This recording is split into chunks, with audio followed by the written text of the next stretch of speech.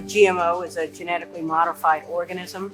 It's an organism that has been changed. Initially, its genetic material has been changed in the lab, a laboratory, where a scientist, whether it be in industry or in academics, has added a gene to the genome, may improve the yield or may improve disease or insect or fungal resistance. They could modify a gene so that it makes more of a desirable product.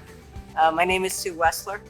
I'm a professor of botany and plant sciences and genetics at University of California, Riverside. I'm also Home Secretary of the National Academy of Sciences, which is half of my time. One of the values of genetically modified crops is to the farmer.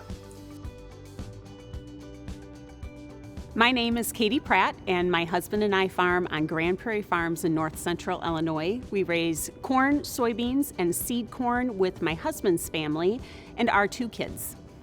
We choose to plant genetically modified seed on our farm because we've been able to achieve efficiencies. And when I say that, I mean, for example, my grandfather and father, when they were farming together back in the 70s and 80s, each week, they would do something different in the field to help control weeds. They would go out and plow, they would have to spread a different type of herbicide on the field. These days, because we have plants that are able to resist certain herbicides, we actually go out one time during the growing season, and we can control the weeds for the entire growing season.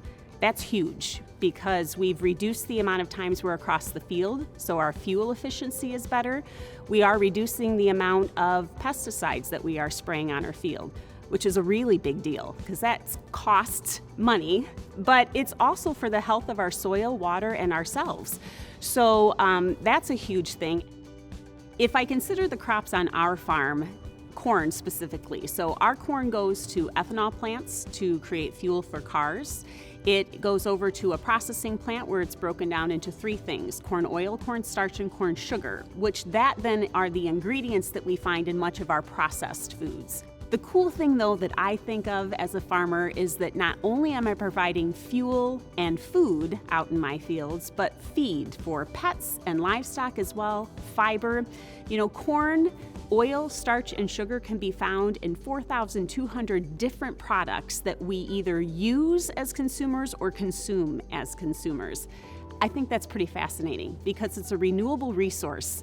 Corn farmers are really good at what they do, and we do it well every single year in spite of the challenges. So we are able to provide for the masses in a variety of ways. So the biggest impact that bioengineered crops have had, particularly here in the US and everywhere else too for that matter, has been the value that they bring to farmers, whether they're large-scale farmers or small-scale farmers, because bioengineering scales quite nicely. So we've seen that farm productivity goes up, which means that farm income goes up. And especially in the global south, when smallholder farmer income goes up, then it means that children can go to school. Children don't have to be going out into the field to weed the crop, they can be going to school, and that uplifts that family and all of society. My name is Donald McKenzie. I lead the Institute for International Crop Improvement here at the Donald Danforth Plant Science Center in St. Louis, Missouri. The Donald Danforth Plant Science Center was founded in 1998 as the vision of the late William Danforth. And the center was founded to use plant science to improve the human condition. Bioengineered crops are being developed and deployed in many countries in the global south, in sub-Saharan Africa, and in South and Southeast Asia. We work primarily with what would be called food security crops. So the crops that are being introduced into these countries include crops such as cowpea, which I have beside me here. Cowpea is a staple food for 200 million people. It's an excellent source of protein. One of the problems that cowpea has is that its yields are very suppressed by insect disease pressure. So typical yields of cowpea in West Africa are around 0.5 ton per hectare, compared to the potential of 2.5 tons per hectare. And one of the problems is diseases caused by insects such as the legume pod borer. So we've been working with a consortium of partners on improving cowpea to be resistant to that insect pest. Other crops that we work on include cassava, which we're working on developing virus-resistant cassava, specifically cassava that's resistant to cassava brown streak disease, which significantly impacts yields of cassava all across Africa. I think moving forward to feed a hungry planet that's going to reach almost 10 billion people by the year 2050, we have some work to do, but I truly believe that agriculture is going to meet that demand as long as we are allowed to use the technology and scientific revelations that are coming to us in that fashion. And the only way we can do it is to breed variants more quickly. And genetic modification does that. By adding genes, by tweaking genes. It's the only way. Where it takes 10 years to add a trait to an elite crop by conventional breeding, it might take 2 years to do that with genetic modification.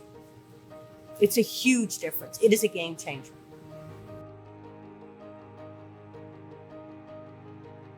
In the 20 plus years that genetically modified crops and the ingredients and byproducts derived from those crops have been on the market, there hasn't been one instance pointed to saying that we've had detrimental health because of that.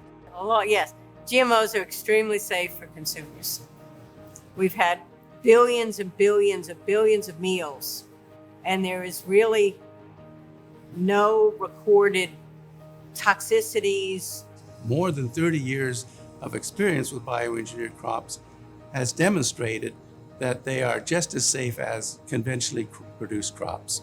I think it's really important for all of us to appreciate that technology, biotechnology in particular, whether it's bioengineering or genome editing or any other type of crop improvement technology, has a real impact.